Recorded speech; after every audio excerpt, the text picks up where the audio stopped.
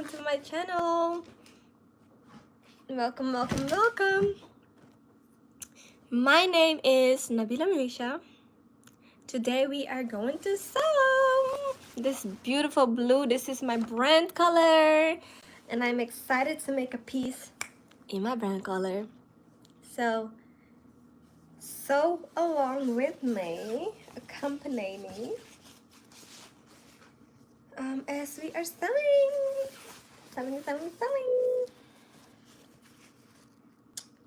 This is going to be the lining piece, and I am going to add horsehair to it.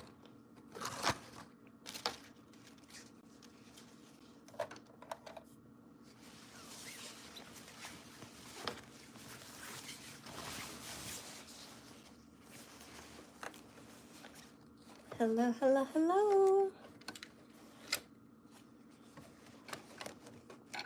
So the purpose of this horsehair is to...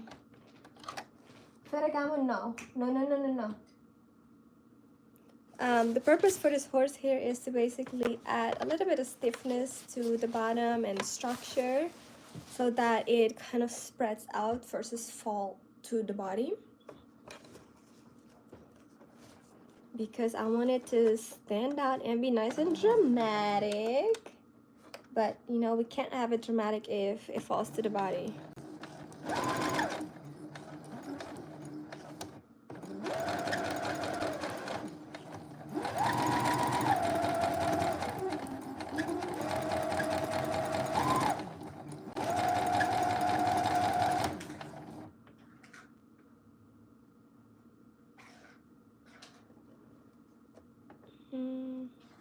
I'm thinking I have done it now on about 1/2 inch hem.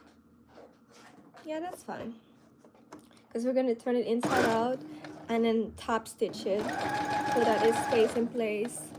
Freshly, yes. How are you? How's it going today? I'm doing good. Thank you for asking.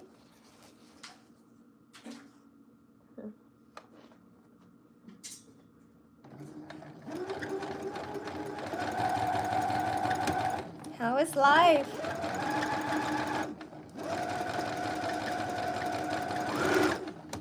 So today I'm gonna do Happy Friday. Thank you. Today I'm gonna work on this blue piece. This is one of the main pieces that I want to do a photo shoot in. And tomorrow I actually have a fitting with majority of the models, so I'm excited. I'm just praying that they love the pieces just as much as I do, but also that everything goes smoothly, you know.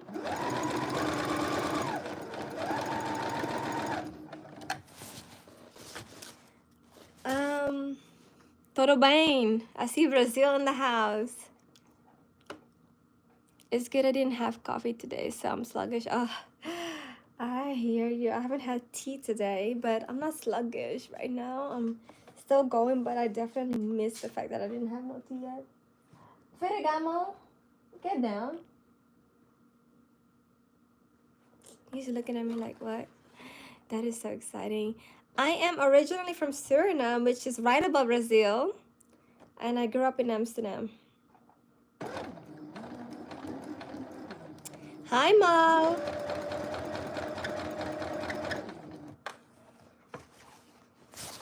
So exciting. You see the stiffness that it already adds? See how it just stands up? That's the whole purpose of me doing this, because this piece literally, it's supposed to be a circle skirt, but it falls so close to the body, and I want it to be out in a way and flowy, you know? You're from India. Thank you for the love from India. My ancestors are from India. Thank you so much.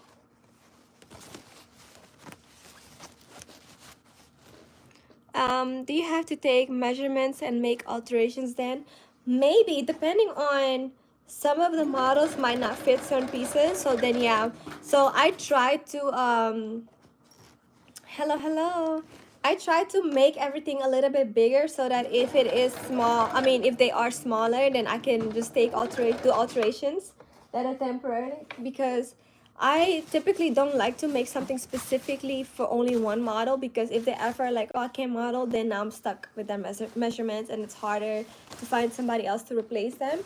So I try to do more generic sizes and then do temporary alterations on them while for them to just model it that day, if that makes sense.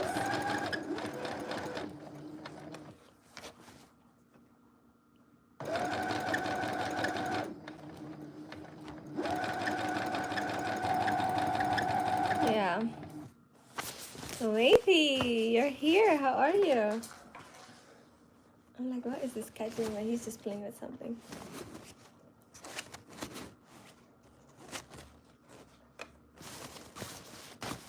Hi, hi, hi.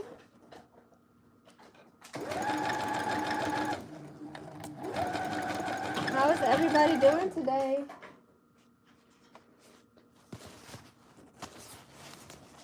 Yes, so much goes into it. It's literally a whole process that people don't realize, you know? Like, I typically starts all with a thought, with an idea in my head. Then I illustrate my idea. And I always say, if I can illustrate it, I can make it. And once I illustrated it, then I have to get the measurements. And most of the time I work with standard measurements. So I do like a size 8, which is in reality a size 2, something like that. And then you have to make the pattern. Yes, I am a fashion designer. So you have to make the pattern, and then once the pattern is made, you gotta go shop for the fabric. The fabric shopping part could be happening anytime during the process. Could be before you even have an idea, could be after. And then once it's after, then you shop specifically.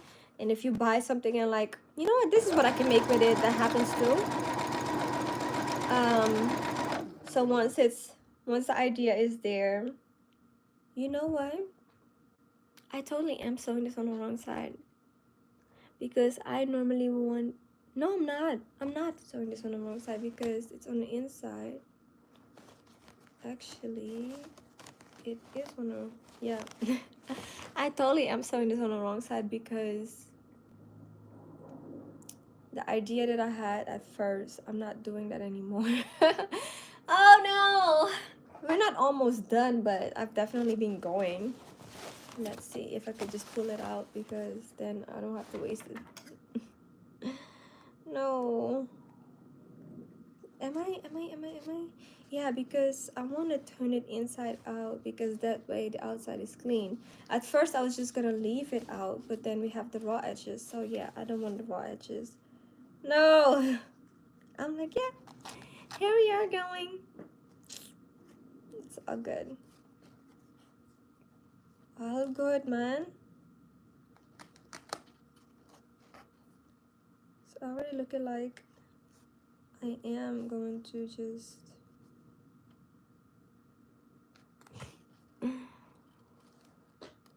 My Insta is the same as my YouTube, Nabila Militia.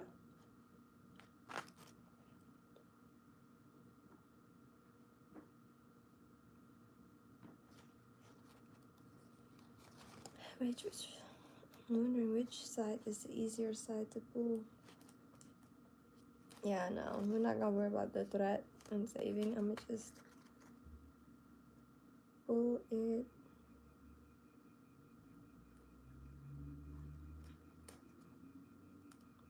This is why I need to think before I sew, because sewing and then thinking about how I'm gonna do it, it happens. But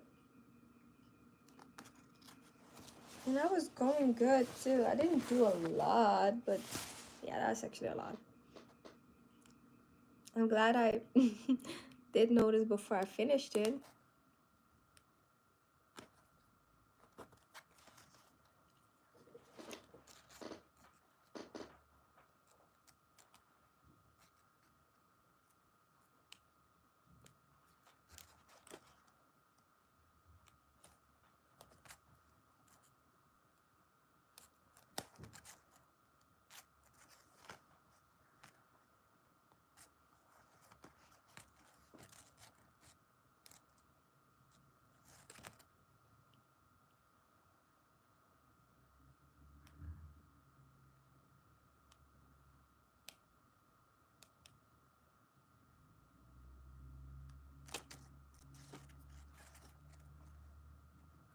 Oh, thank you. I appreciate you.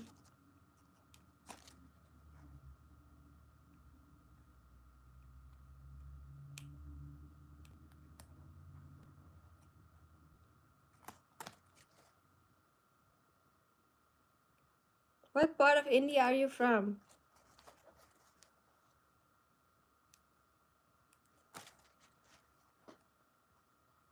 My great great grandparents are were from Kolkata. In Dutch, we say Kolkata. Yeah, Kolkata. So I don't know. I can't remember how it's spelled in like the actual way.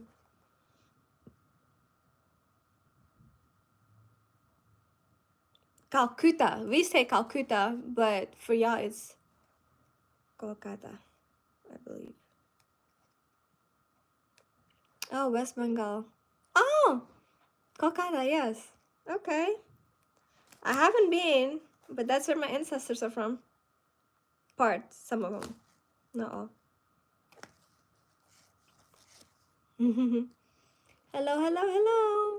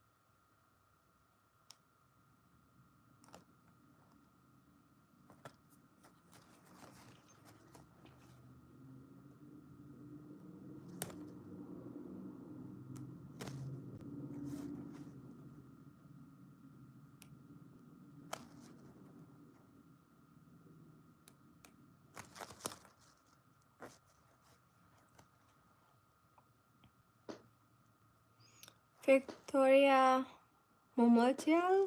No, I don't know her. Who is that?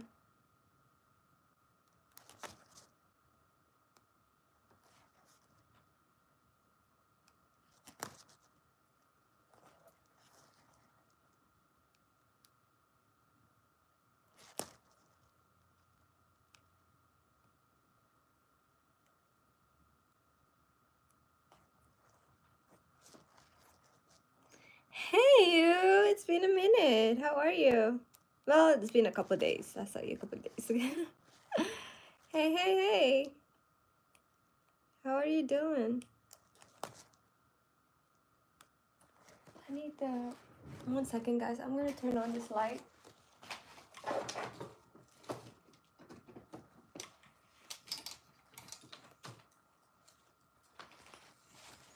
Okay, that'll help me a little bit.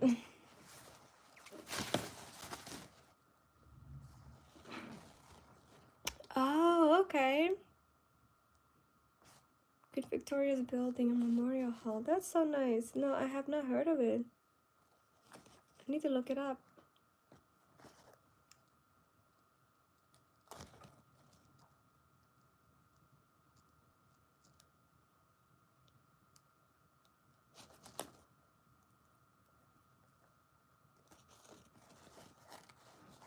Working, working, working. Nice weather. I get busier. Yeah, that is true. As the weather is getting nicer, the clients are coming in more. True, true, true.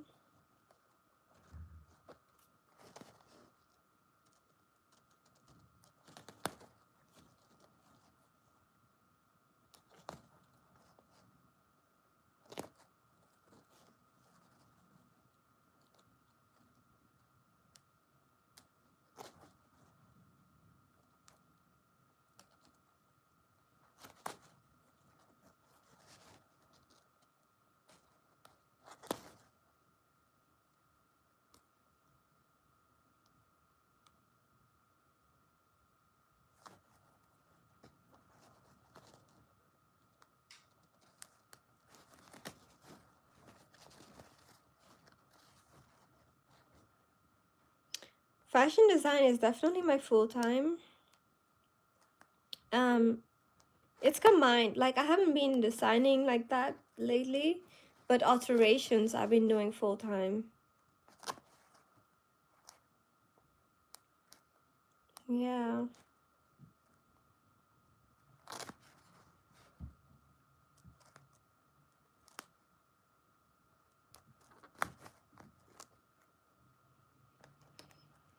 Am I planning to expand my business? Yes. I do want to expand. At some point in life, I want to have my own stores. No, that's at the end. I want to have my own clothing stores, and then I want to have my own alteration shops.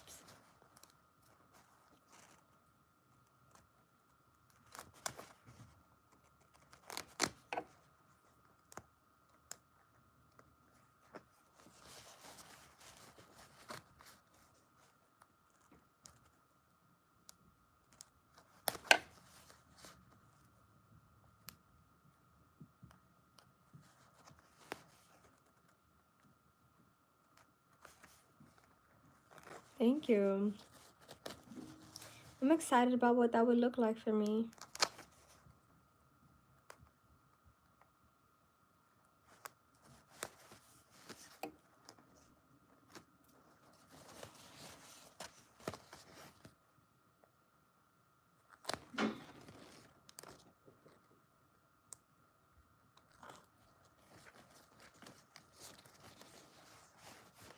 Oh, you have a clothing store. Okay. What kind of clothes do you sell? More like traditional Indian wear, like saris and stuff? Surprised it's not much more popular to have custom pockets and smart gear. That would be so nice to have like smart gear. What type of smart gear would that be?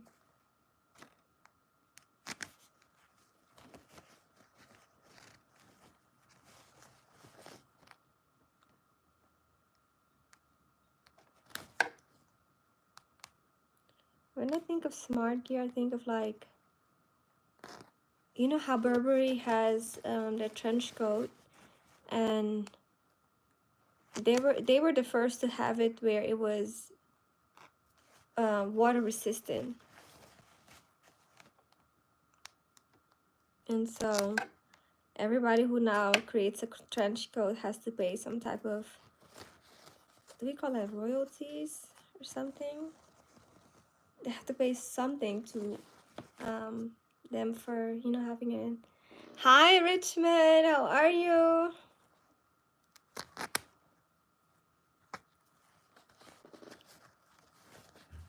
Civilian body cams, pocket warmers. Ooh, yes. Speakers in the hoodie. That would be dope. Waterproof pockets. That would be so good. Yeah. Especially for hiking.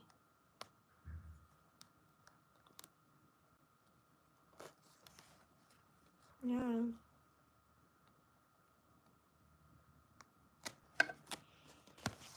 Wagwan Richmond. How are you? What you doing today?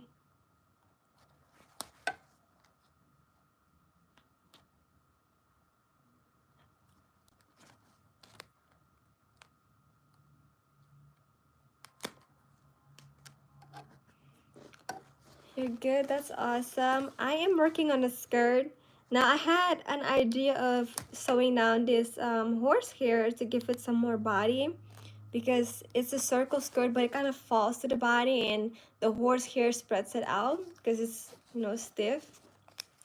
But the idea that I had at first, and then the idea that I ended up with, I realized that I did it on the wrong side. So I'm taking it apart, and then I'm going to re-sew it down on the other side so that I can really, you know, do it in the way that I wanted it to be.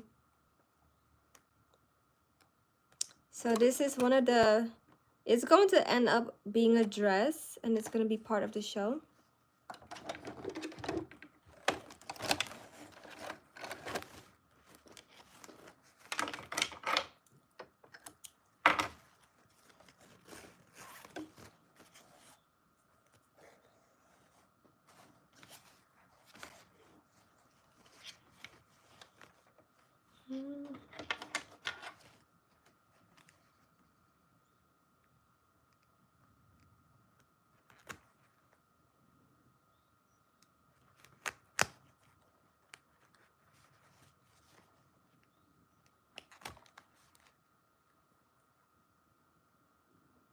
I'm almost to the end with this.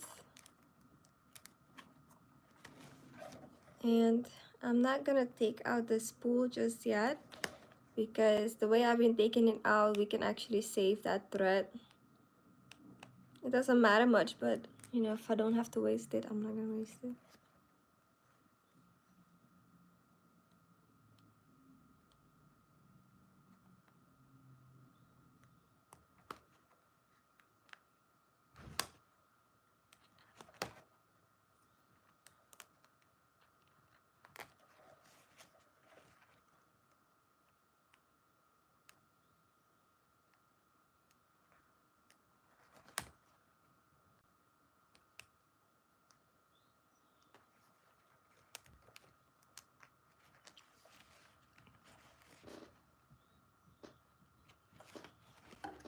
What energizes you about your job?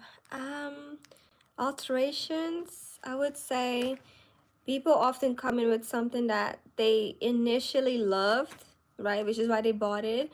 But then they aren't so happy with how it looks on them and how it fits.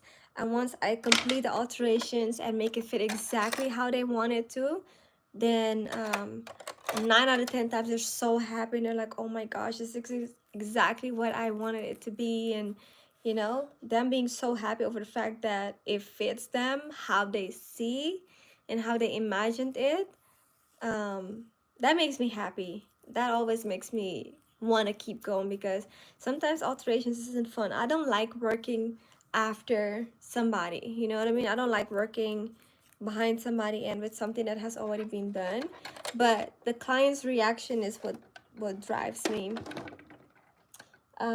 The sign itself, what drives me is having something in my mind and illustrating it is like halfway of like manifesting it, right? But then having the actual finished product in my hand and it looks exactly like how I imagined it, yeah, that drives me for sure. But also sewing overall is very therapeutic to me, so that's another thing that drives me. What else? Just being creative and working with my hands. That's one of the main things I would say. How many pieces are you planning on putting on display? I want to go for at minimum 8 looks, but if I can manage to do 12, I would definitely do 12. But right now I'm focusing on getting 8 pieces off the ground. And then if I have time and I'm not stressed and I have enough fabric and material, then I'll go for another 4 pieces.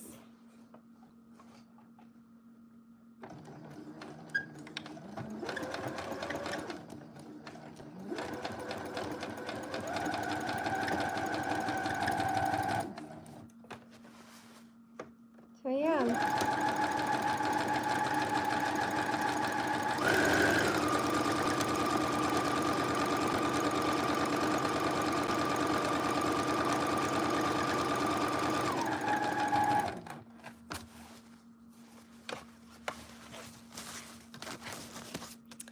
Yes, so ideally I do more, but if I do more, I also have to be considering a lot more.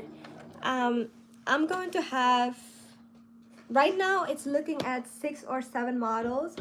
I have this one look. If it fits this one person, then she'll be model number 7. If not, then I'll have to rethink about that particular piece. But I'm okay with some models walking twice, but I also have to figure out how I want that to look, because you have models coming one by one, and then after the last model, all of them will gather again and show the same looks one more time for a final walk, but this time it's not one by one, it's all of them right after each other. And so I'm thinking that if I do models walking twice, either I'm gonna break up the show and do like my more ready to wear pieces first and have them walk, and then I'll have a little bit of a pause. So the ready to wear pieces, final walk for the ready to wear, pause, couture pieces, because then the models have enough time in that little pause, and it can't be more than 3 minutes, you know. So I'm thinking like maybe a minute and a half at most, so they will have to, you know, switch clothes really, really quickly, and then walk one by one, and then a final walk for couture. That's what I'm right now thinking, because if not, if I'm doing the entire show and everybody one by one and have models switch, then for that final walk, certain pieces will only walk once, right? They won't be in that final walk unless I put them strategically in between other models, and then they have that gap while those other models are walking. They come back, final walk, they walk, switch really, really quickly, and come back in that same final walk.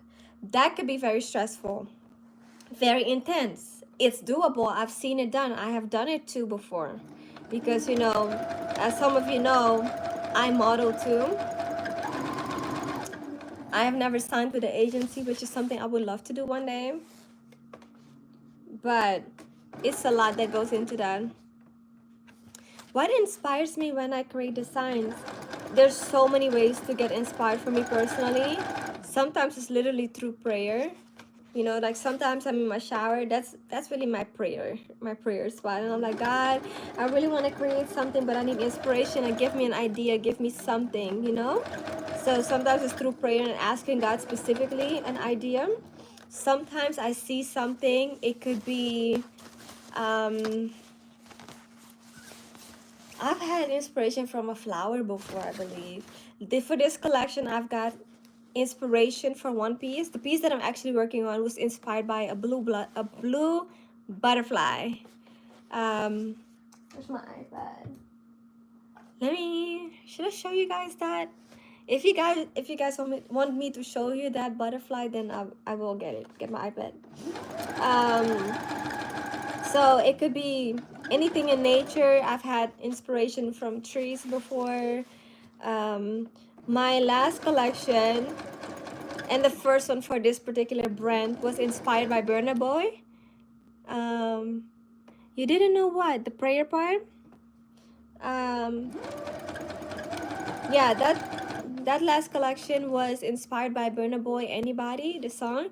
Every time I would hear that song, and I remember so vividly, I was in a car with my friends one time, and the song came on the radio, and every time I would see a specific design, and this time that design was so crystal clear. It was this fiery red, like chili jumpsuit, and because that song literally gives me the vibe of like you're out, you're on a yacht somewhere, you're, you know, somewhere out either with your boo, with your person, or a girls' night out, like a dinner on a yacht, and then afterwards you just dance, and I could just see the girl dancing to the song. So there's this jumpsuit, and then in the middle of it, it was like a braided piece. So it was just like braided, and then it comes back around the neck, and you tie it on one side, and then the rest of it is like the front is jumpsuit. So it's an Asian model who's wearing it. So once you go back to my page, if you want to see it, it's the one with the Asian model, and she did magnificently on that. That was so beautiful. 1 second, guys.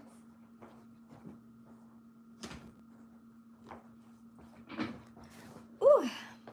Let me see. Hopefully my iPad is not dead. It's not that good.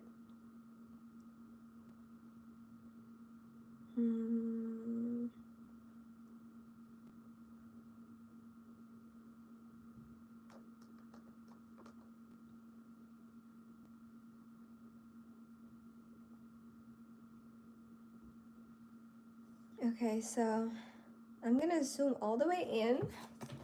This is, hold on. These are the butterflies. Sorry. Those are the butterflies. Hold on, I'm trying to like, you see the wings? So not just the color, but also the texture. And so I got this beautiful fabric. I'll show you guys the fabric.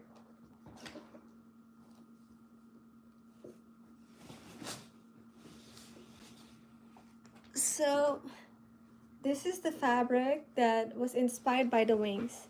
I don't know if you guys could see the wings, but they had like these little lines in it, and so this is the fabric that I chose. So it so happened that it's the brand color, and everything is literally making sense just from that one picture. So that's the idea there. And I think that once you see the design, it's going to be something that you're like, what? I would have never guessed that. But it's going to make sense too. So I hope to see you guys at the show. Yes, this is my brand color. This is cobalt blue.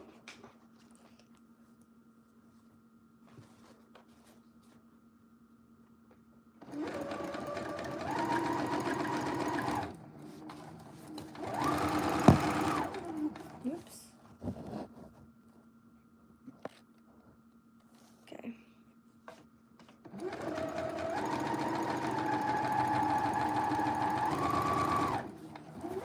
I'm so excited.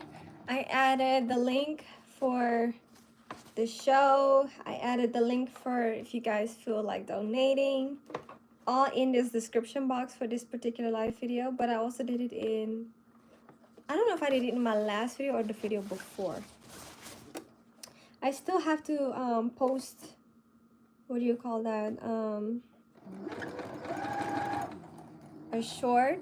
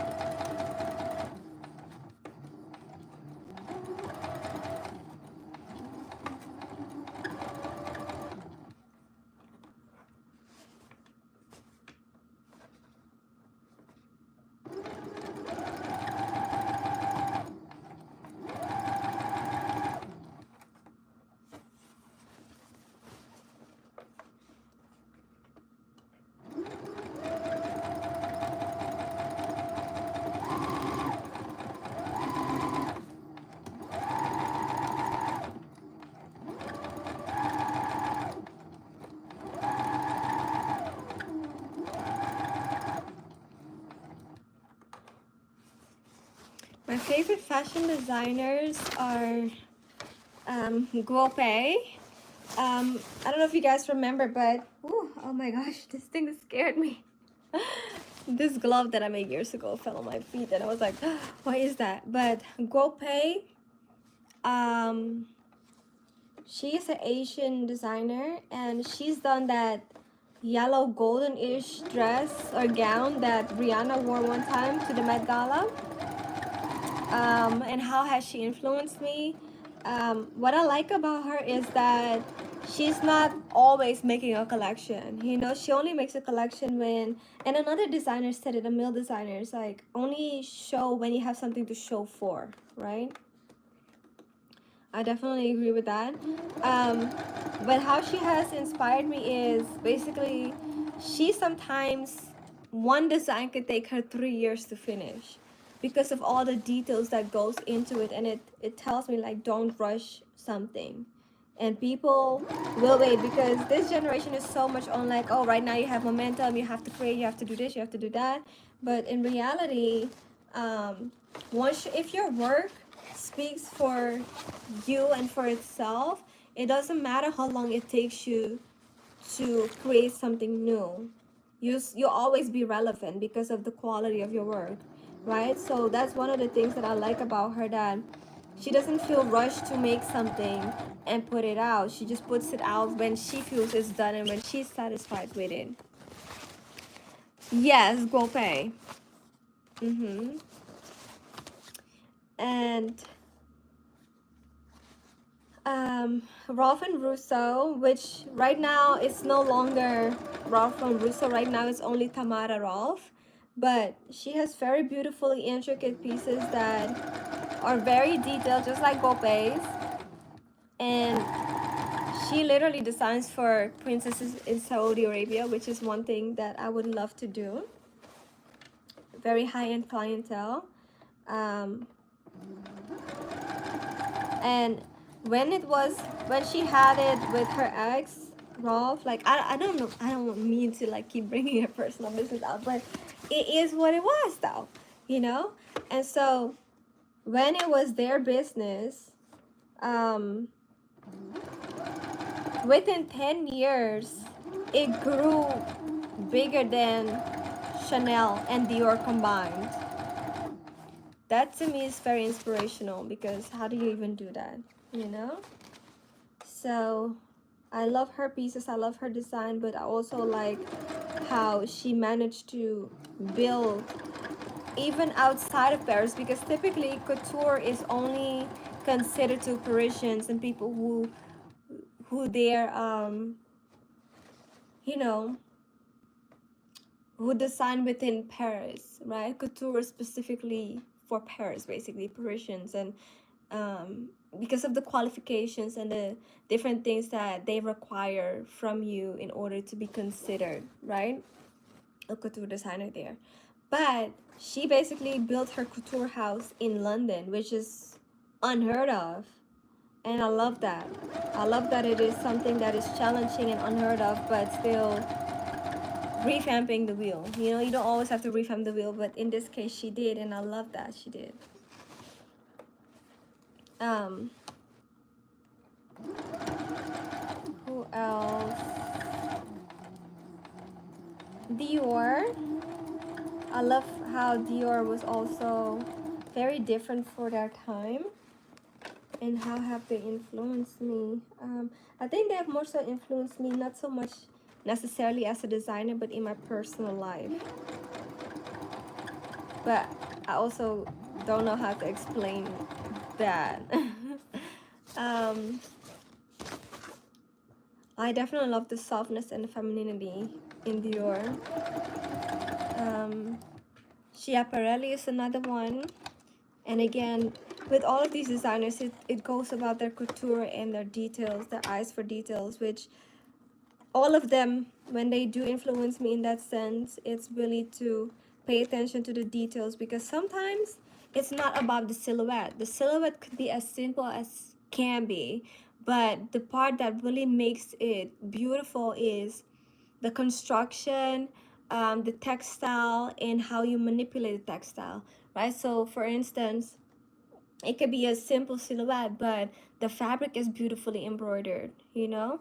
And that's with one of the looks that I'm creating right now. The silhouette is very simple, something that you're not like, oh well, I haven't seen this. Yes, you have seen this before. It's not innovative in that sense, but what makes it beautiful is how I am going to incorporate textile manipulations, if that makes sense. So yeah, I would say that.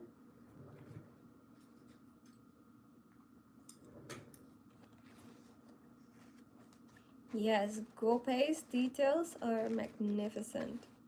It's like, lady, how? I would love to sit at her feet and learn from her. Tamara Rolf too. I would love to just, like, sometimes I watch Gopay just talk, and I would just love to just sit there with her and kind of like, you know, soak up her intelligence when it comes to fabrics and design and all of it. And the same with Tamara Rolf and Schiaparelli. Like, I would love to be there and just be like, tell me more. Okay. If you guys see this, please hit me up. I would love to be at your feet.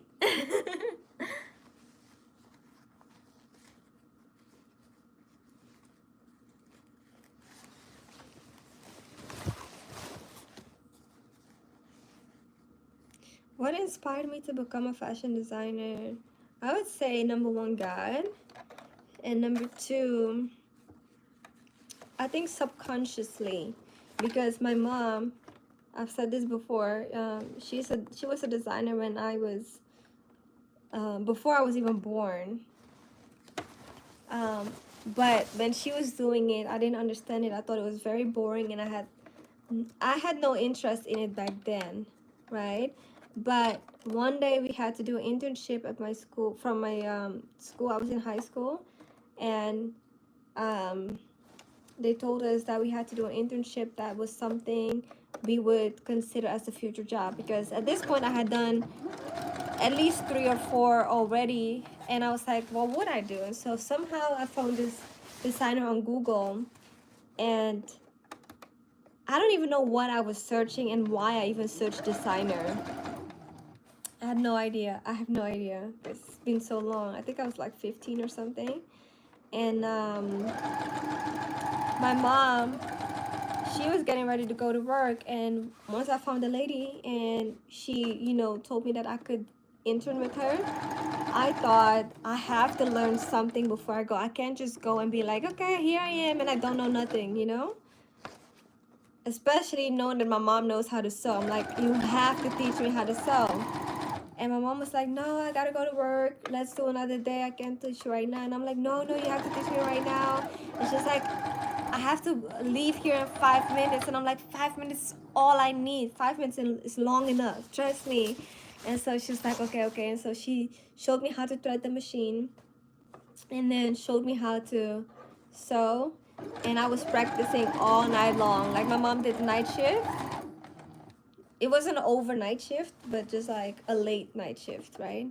And so she was texting me while she was at work, and she was like, hey, little designer, how's it going? And I was like, I'm doing good. And she's like, make sure you watch your fingers. I'm like, yes. And so ever since I fell in love with it. But I didn't go to design school right away, though. I went to law school instead. And then I quit, and I was like, this is not for me. It was crazy how I quit. I have to tell you guys that another time. But yeah, my mom taught me how to hand sew when I was about 5, and I strongly believe that she did that so that I could be occupied while she was working. You know, because when you work and you do certain things, you have to keep your kids occupied so that you can focus, right? And my mom, she was so good at doing that. So good at distracting me while she was working.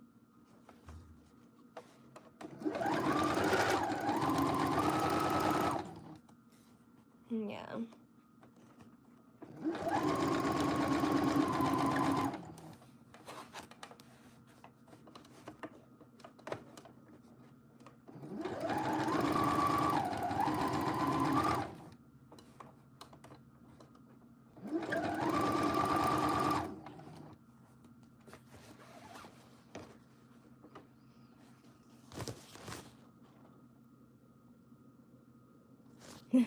The biggest fear is sewing your hands. The thing is, if you always keep your hands clear and you always pay attention, there's no way you can sew on your fingers. Like, I mean, it's happened to people before, but if you control the fabric and you keep your hands clear, there's no way. Because the thing is, even though the needle goes up and down, it stays in a specific area. It's not like it will go, you know, like certain designs, yes, the thing will, like embroidery, it will go back and forth, right? But as long as you don't go too close to where the foot is, there's no way of sewing your fingers, honestly. Unless you're like talking and you're not looking while sewing, which that's something I don't do. Like, I might talk, and if I look away, I'll still have my hands at a clear distance, you know? So there's no need to be afraid, honestly.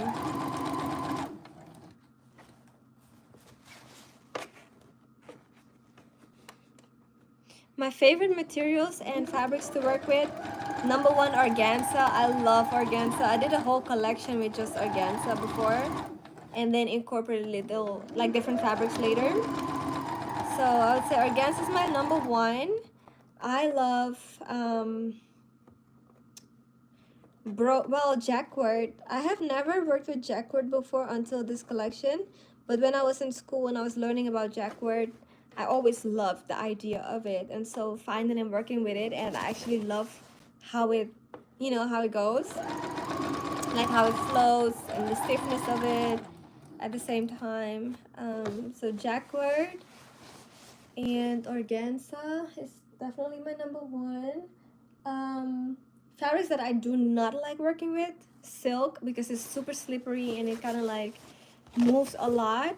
And I hate what is it? It's like that scuba type material, because when you're sewing it, it's that thick foamy type, and once you're sewing it, sometimes it pulls and then you have like a little dent randomly in your fabric and you can't take it out. But sculpting wise, it's a good fabric to sculpt with. I like satin as well, especially crepe back satins, or satin crepe. What else? Tulle is great too. I like tulle. But definitely my number one favorite is organza and now jacquard.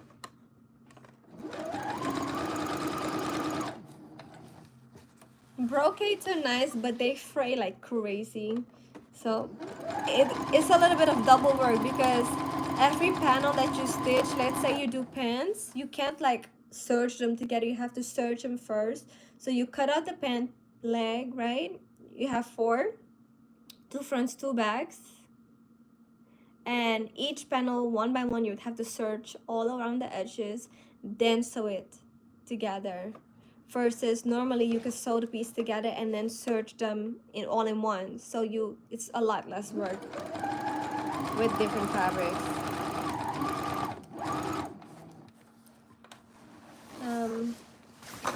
Yeah.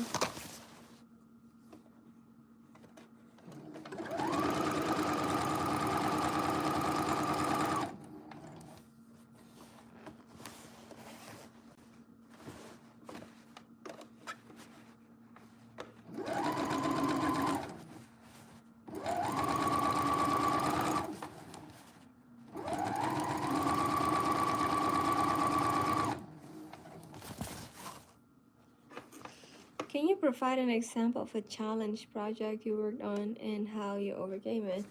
A challenge project that I worked on was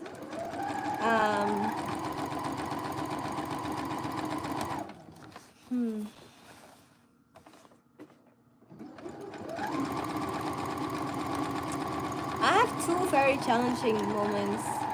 There was this one design that I did for somebody, and I just feel like they weren't really honest about that they didn't want it.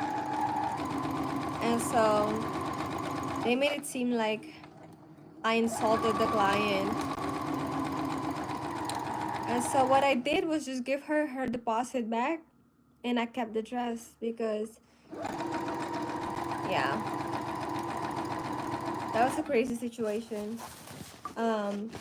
One thing about it, like if I'm gonna be stressing over it, I'm gonna give you your money back. I don't need your money. Nope. Not in a sense of like returns, because one time I had a different client who said that her prom dress got holes in it after being on the dance floor. So I'm like, what kind of dance did you do for it to have to get holes in it, right? So I asked her, can you send me a picture of it? And she's like, a picture of the holes. And I was like, yeah, because that's what you said, right? They got holes in it. So show me where and how it ripped, because based upon the holes, I could tell if it's something you did or if it was my malfunction. Because once you picked it up and you tried it on that final time, it looked fine to me. So what do you mean it got holes in it, right? She never sent the picture to this day. And then she was like, oh, well, now I can't even, like, she wanted me to just give her her money back. And she was like, now I can't resell it if I wanted to, blah, blah, blah. And I'm like, okay, send me the picture. If you send me the picture, you can prove that it got holes in it. And the pieces, she was saying that the pieces that I sewed on fell on the dance floor. Show me how it fell on the dance floor. If you can't show me, then you're lying. You just want to get my money back because you just cheap, you know? I asked her for the picture. She never sent it, and she kept blowing up my phone. And I told her, like, don't call me. And then I never heard from her again. Because it's one thing if you're being honest and I did something wrong, you know, I'll gladly accommodate you. But if you're trying to run over me, I'm not gonna let that happen. Yeah, like if it literally, she said that I had hand sewn pieces on, right? And she said that they all fell off. Okay, show me. Show me. If you can show me and prove to me that they did fall off and they are laying on the dance floor. And then she's talking about, oh, I already left. Go back. Go back and get your picture. That's simple. Cheap as hell for sure. For sure. That was just insane to me. I'm like, don't do that, you know?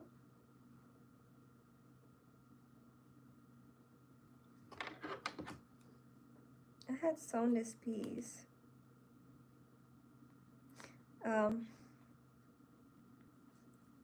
Yeah, so I had that one time, and for the most part, I don't have difficult clients, so I will say that. But I also do pray before I get clients, and I always pray that if they're gonna be difficult, like after those instances is when I started doing it. I was like, if they're gonna be difficult or if they're not for me, then, you know, don't let it happen. Don't let it fall through. Like, don't let it come through, or let it fall through rather, right? So yeah.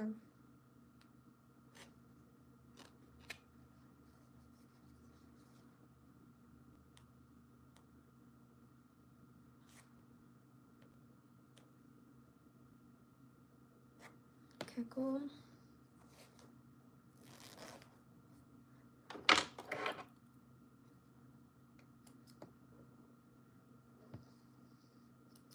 Yay, this piece is done for now. And then all we gotta do is sew the other piece on top. So you see how this is, you know, finished. We have the horsehair on the inside. Now I can sew my butterfly pieces together. And hold on, can you guys see this? So, oops, I'm trying to keep it straight. But you see how it now stands out? Basically, before it would literally fall close to the body as if it's just like laying on me, you know? And the horsehair basically makes it stand out and have body. So that's that. Thank you for the hearts. You know, people buy clothes and take it back after they are done wearing it. Exactly. And she tried to do the exact same thing with me. And I'm like, no, ma'am. Because she wasn't going to return the piece either. She's just wanting her money back. We're not going to do that because I spent time on it, you know? I did the same concept with this one dress. And I also put boning in it. So you see how it just stands out more versus, like if it didn't have the boning in it, it would fall like this versus this. Y'all see it? Y'all see it? I'm so excited.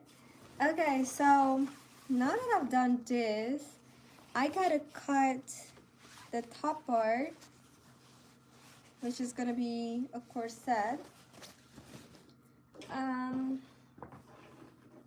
Yeah, I gotta do that, but I think that I might take a little breaky break before I move forward to that part. I'm gonna sit with y'all for like 5 minutes and then I'm probably gonna hop off. So if you guys have any questions, this is the time. I mean, you guys have had questions before too, which is great. But if you have anything else, you know.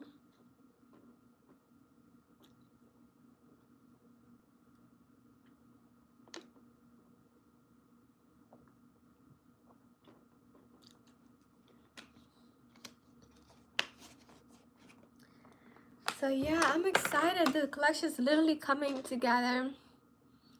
He's being a good boy. I don't even know where he's at. He's quiet now. I think he's probably laying on his bed in my room.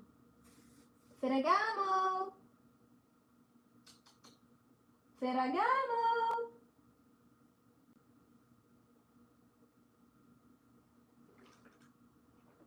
Ferragamo! Gamo! He might be sleeping.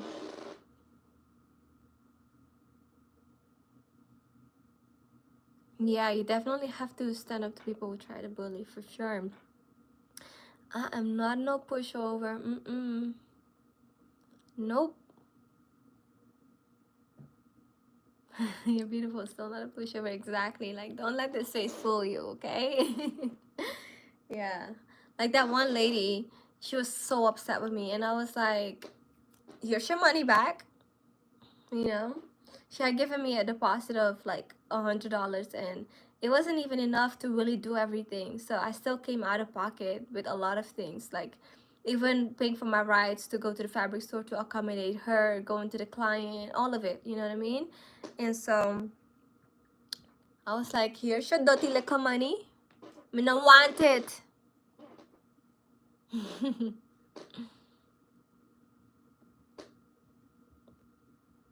Thank God, he is probably getting used to his stuff. Yes, he is.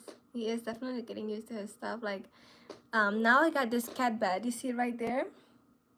Right here? So, at first he wouldn't go on there. And now he's actually sleeping on there at night. So he'll either sleep there on top or he'll go sleep in his cat bed in my room. So I love that. No one just wants to see you pissed off. Thank you.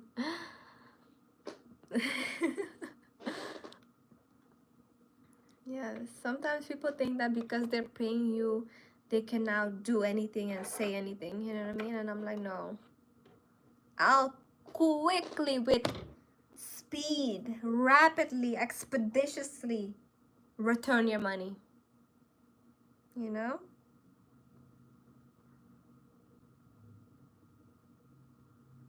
Yeah. Now, if I have done a lot of work, probably not. But like even with this one, I actually finished the entire dress. I still have it. It's somewhere in my closet. I still have that dress. I was thinking maybe put it in the show because it actually fits the color scheme.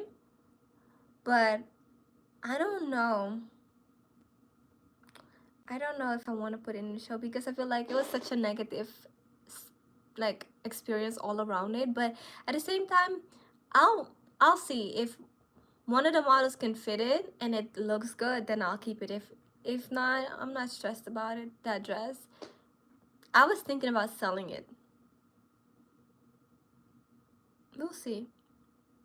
We will see. Scary sight. I'm a sweetheart though. Like I don't get upset quickly. It takes a lot for me to get upset.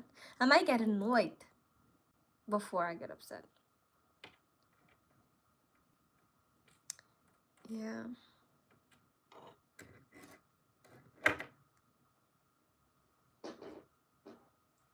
Ferragamo. I'm gonna leave him alone because he's not bothering me, so let me not bother him. I like that. When he's away from me and he's cool, it's like, you good over there? I'm good over here. We good. How do you manage tight deadlines and multiple projects? So this is one of them. And what I do is I create a note and I break down everything that I need to do. That keeps me organized because if not, I'm gonna have in my head like, oh my God, I have so much to do. This is a lot is happening. And in reality, it might be only like 4 or 5 things that are easy to knock out, right? So creating a to-do list definitely helps me stay organized, but also helps me know what's the next thing that I need to do. What do I need to do first before I can move on? Because sometimes I want to work backwards, and that might make the process a little bit more difficult when it doesn't have to be. So I have a good step by step. This is what's next. This is what you need to do. And that way, I'm not stressing over things that aren't even there. And prayer, definitely. When I have to do a lot of projects that are um, tight, I just have to pray through it. I ask God for strength, for insight, to show me how to do things, what's the best way, because even though I've been doing this for years, I don't always know how to do it. Like, honestly, half of the stuff that I do, I'm like, oh my God, I don't know how I'm gonna do this. Like, how do I do it? Show me how to do it. And then it's like God gives me like a little video in my head of how to do it, like almost like a tutorial in my head. I kid you not. 9 out of 10 times that I do alterations, I don't know how to do it. I'm like, oh my goodness, what do I do? You know what I mean? A one-on-one with Nabila. Yes, I love that. So prayer, again, note with what to do step by step, and also um, mainly I try to stick with one thing and complete it all the way till I'm like, okay, now I can move forward. Whether it's, most of the time when I design and I do a collection, I work on one piece all the way from start to finish. Now this collection, I've been doing things a little bit differently. I've been doing pieces here and here, and then finish them a little bit, and then go to the next piece, and then finish that a little bit, go to the next, and then come back to one. That I don't like doing because it doesn't feel organized, and it makes me feel like I have so much to do. But then when I have that list and I can check off, I can then put a star next to the next thing that I need to do, or buy the next thing that I need to do, so that I am still organized in some way. So finding a way to have that organization within a project is very key for me. And also talking things out. Like sometimes I need to have a conversation with somebody and be like, oh my gosh, I gotta do this and this and this. And hearing myself talk helps. So sometimes if I don't call somebody, I have to talk myself through it. So just like how yesterday when I was on live with that the waistband, and I had to out loud say, okay, this is what we do, and when you do this, then you do that, and now this is gonna happen. Like I have to have those type of conversations myself all the time. Nabi, you were born for this, trust me. Yes, man, thank you, brother. Excuse me, I just love doing that with you. Thank you so much, though. I really appreciate that. And that's the thing, too. I feel that.